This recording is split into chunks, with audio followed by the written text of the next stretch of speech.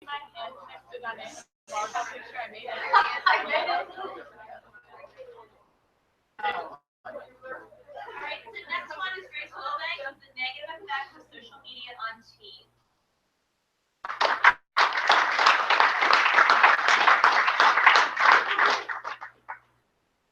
Welcome again to the Orange County High School Governor's School presentation. We almost made it. So my topic is social media and its negative effects on teenagers and how schools can prevent these. This is me. I'm GWilbanks, and I came to Orange County High School knowing the entire student body. And so I sat in Mr. Kostal's office and was absolutely petrified of walking through these halls. I said, let's put her in yearbook. So I joined yearbook, and for the next 4 years, I was the girl with the camera through my career. So I've been there through it all during times of excitement, victory, and celebration, and only occasional defeat.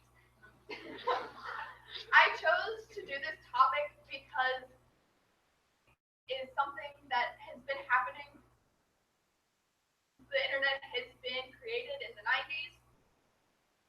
One of my sources has told me during my interview, she said that it's been around since there were cavemen. You could always be mean and take the other caveman's rock, but now instead of being shoved in a toilet or being stuffed in a locker, we hide behind our cell phones and say things over comments on Instagram and Snapchats that are left open and screenshots and group chats dedicated to just making fun of people.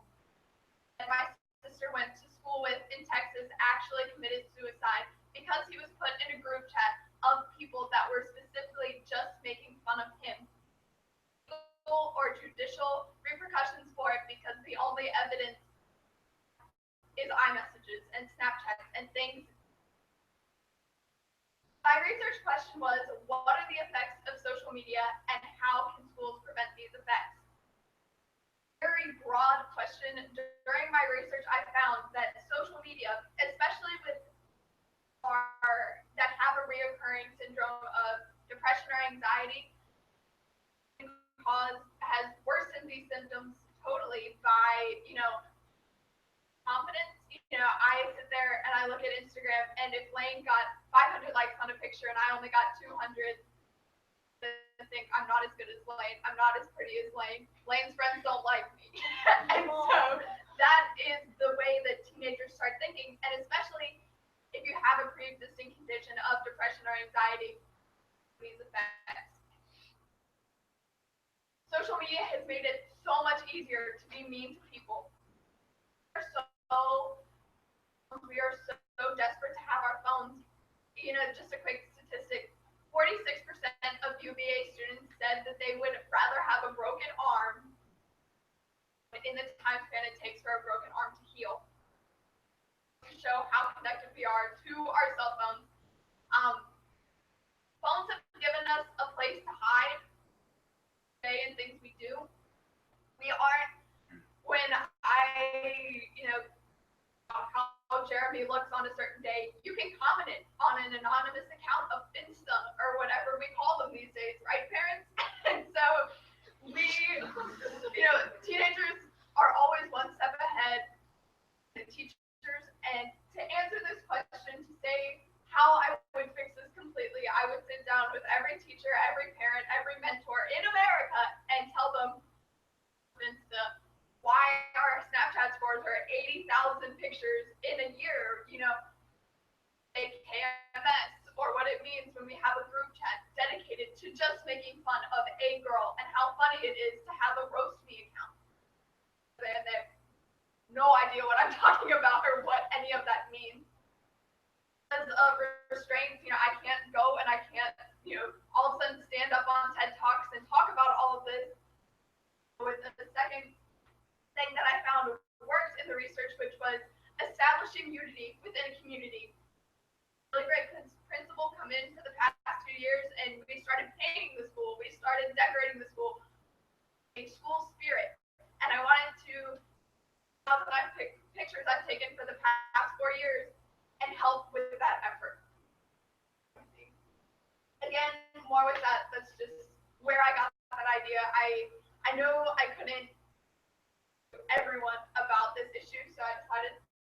add to the community in Orange County. Held at GWilbanks Studio in Charlottesville, Virginia with photographer Jim Carpenter. This year, I pictured myself in the next 20 years wading through a river, taking pictures of crocodiles for National Geographic. And through my internship, I realized that I don't really want to do that. I love taking pictures. Taking pictures is a passion. I would much rather keep it as a hobby than a way to make money. You try to sell a picture to someone, you're trying to make them look perfect, or a portrait session. But in sports photography, you capture the moment. So I just want to keep that as a hobby, which is something I learned in my internship.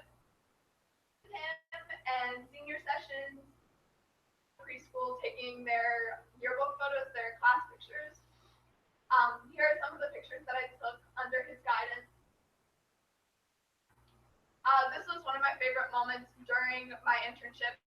I was able to capture this little girl smiling, and they were, preschool, like this is their first time in school, and so they were absolutely petrified by a man, wearing a Joker hat and trying to get them to laugh and smile.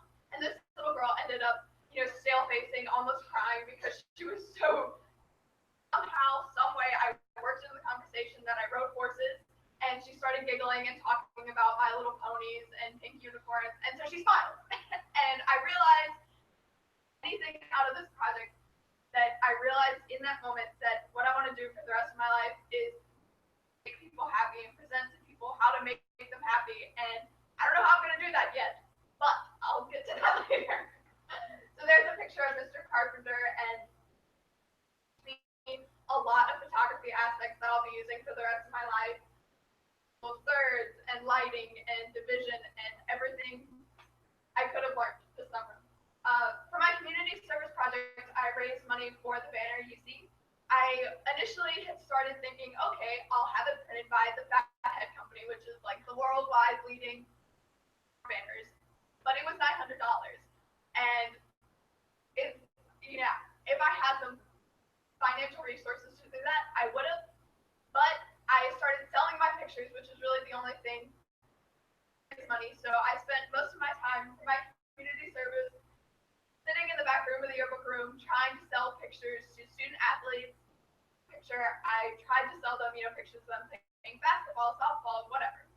But I learned that teachers were a lot more willing to spend their money. And so I ended up getting together with some teachers and doing their family photo sessions for Christmas cards.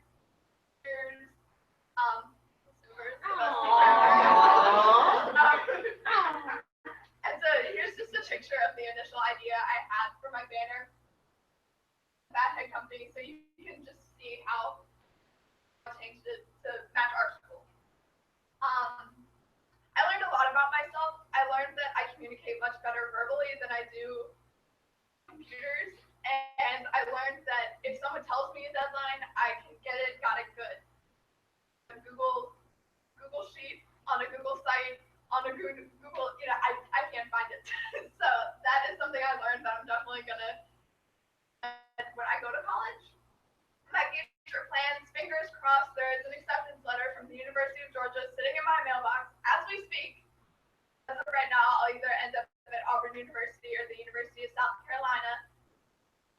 Global communications, marketing, journalism, anything that'll put me on the front of the camera instead of behind it here. Advice to future students coming up with these projects still do exist. If they are not on paper, that doesn't mean that they are not somewhere. And your site, you have to learn how to do it and sit down and tell yourself that it's still there, even if it's not on paper. I wish I would have told myself that multiple times. And, that's a breakdown in this but it's all over now. It's all good. Through the middle of this project, when I realized that I didn't have the finances to buy the banner from the one company that I had looked at, I had broadened my horizons a little bit more and researched a little bit more how to do. Thank you to Ms. Herndon and Ms. Carlton and Ms. Milborn for being my community service advisor. Blue Ridge Virtual Governor School for giving me the opportunity to take something I'm passionate about and give it back to the community and also research something for being my advisor. Questions?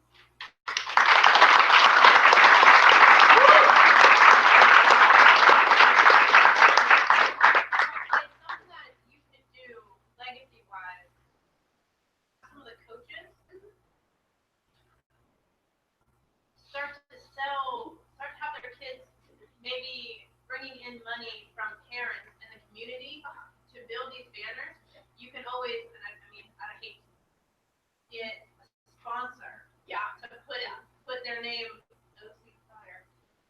You know what I mean? And so we can get a bunch of those hung up everywhere. Yeah, and like the more the better. Yeah. And the community, the more recognition a certain face gets, the more like we're all gonna sit there like if Cassidy saw her face on that, she's gonna be like, oh my gosh, I'm a part of something, and her self-confidence is gonna be boosted. So if on, it would be lessened. Yeah. Just a little bit,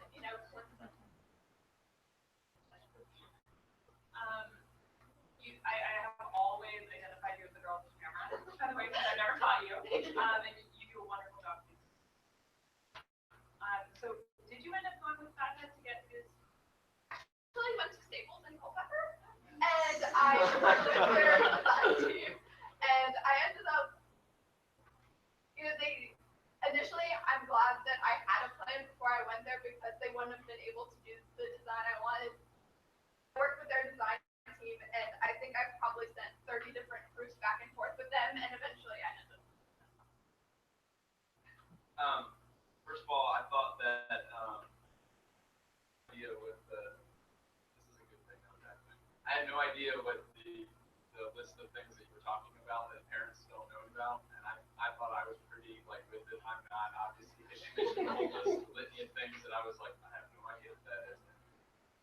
I was curious. I have an 8-year-old and a 6-year-old, and they're in Albemarle County, and there's a one-to-one campaign for them to all have computers, and I've already run into with my 8-year-old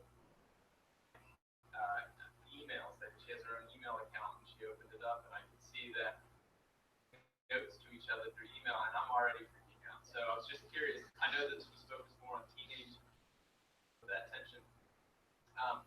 What do you think? Would be, a good idea based off of what I'm asking for your advice for me as a father for how to help my child deal with these things that they're going to obviously get more intense as time goes on. It's such a there's so many different things that can go wrong with kids, especially with kids that already have established like self-confidence. So part of it, okay, if they don't have a cell phone, they're going to be losers because they don't have a cell phone. And nobody texts them on it, they're going to be a loser because nobody's texting them on their cell phone. Instagram, they're losers because of this. And if your mom has an Instagram, look at the hip mom, she's going to stalk you and see where you are and what you're doing. And so the biggest thing for me, like with personal experience and through research, is that I've learned that sophomore year, and like sit in my room and be depressed because someone left me on Snapchat, and I'm sure this is blown out of proportion. I'm sure Greg doesn't feel the same way, but on different levels. Yes.